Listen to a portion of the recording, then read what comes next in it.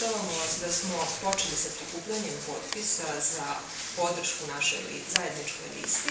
U toku skupljanje očekujemo da nam se građani pridruže da podrže našu listu, a što je još važnije, da nas podrže na predstojećim izborima.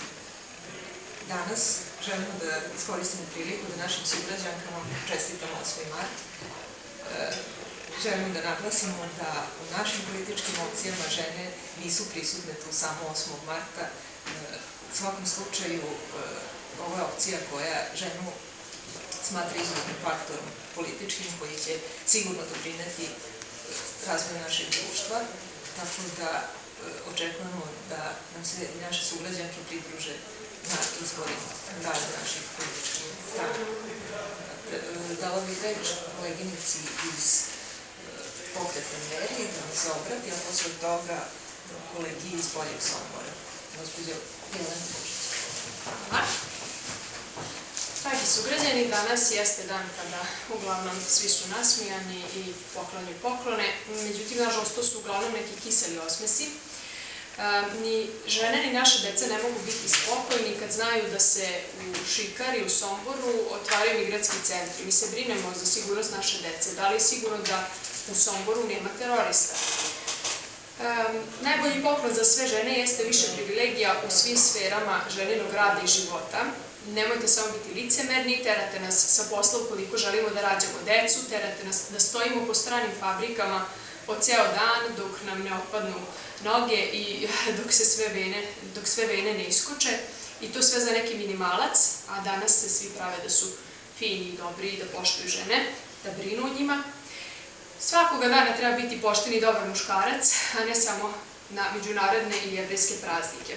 Imamo mi u našem narodu i u našoj crkvi puno dana i praznika kada treba da se posvetimo svojim sestrama, majkama, ženama, pa to ne činimo jer nam je sve tuđe, slađe i bolje. Lakše je danas potrošiti 200 dinara na par karantila nego cijele godine biti dobar i pošten muškarac. Hvala Bogu, pa sam udata za jednog domaćina. I to je ono što bih savjetovala svim mladim ženama, devojkama. Žela bih da im poručim da pazi kako biraju, jer kako izaberu, tako će im biti sutra kada prođe 8. mart. Kako budu birale na sledećim izborima, tako će im biti naredne godine i naredne decenije. Žene imaju snagu da promene sve što žele, mi smo snaga Srbije.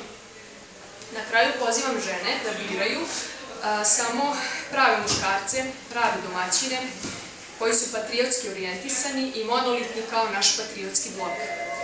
Birajte one koji znaju da brinu o svojim porodicama i o svom gradu i selu u kom žive, koji nisu raspikuće, korumpirane birokrate, takvima nikakve cveće neće pomoći, neće ih opravdati. Neće im nikakvo cveće i bombonjere pomoći na izborima. Žene će tražiti mnogo više. Žene Sombora traže porodičnu politiku koju zastupa samo patriotski blok. Molim isto sve sugrađane da nas podrže i zahvaljujem se. Rajko? Hvala. Ova predizborna kampanja je započela napadom na zdrav razum. Dakle, premijer Srbije obećava da ćemo za 4 godine živjeti kao što se živi u Evropskoj uniji. Ovde u Somboru zamenik gradonačelnika obećava da će dovesti 45 investitora iz Kine i mi smatramo da u jednoj zemlji kakva je Srbija, u jednom gradu kakav je Sombor, gde se teško živi, gde narod teško živi, najmanje što je potrebno u ovoj kampanji jesu besramna lažna obećanja i nebuloze. Mi ćemo se baviti problemima, mi ćemo otvarati probleme i mi ćemo nuditi realna rešenja tih problema bez jednog jedinog lažnog obećanja. Probleme koje ćemo u predizbornoj kampanji otvoriti jesu stvaranje uslova za privlačenje investitora u industrijskoj zoni, rešavanje problema poljoprivrede, koji jesu u ovom momentu veliki, a koji jesu i rešivi, depolitizacija javnog života u korist struke, rešavanje veoma loše situacije u javno-komunalnim preduzećima i ustanovama u našem gradu koji su zatrpani politikom upravo na štetu struke, zatim ozbiljnim problemima koji se pojavljaju u sistemu obrazovanja gde je lokalna vlast ograničila sredstva koja pripadaju sistemu obrazovanja i na kraju ozbiljno ćemo se baviti sistemom socijalne zaštite i unapređenjem i unapređenjem socijalne zaštite iz razloga što Srbija, pa i Sombor u kome živimo, ubrzano tone u socijalnu bedu. Dakle, ništa revolucionarno, ništa posebno, problemi postoje i oni su svima poznati, trudit ćemo se da za svaki od ovih problema damo realna rešenja.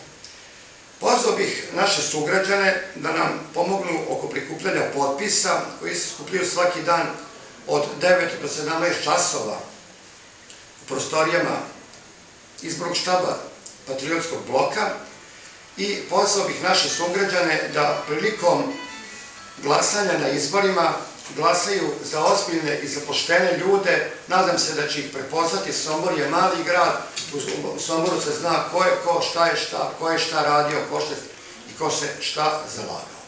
Hvala. Nikola, još jednom ti se zahvaljujemo.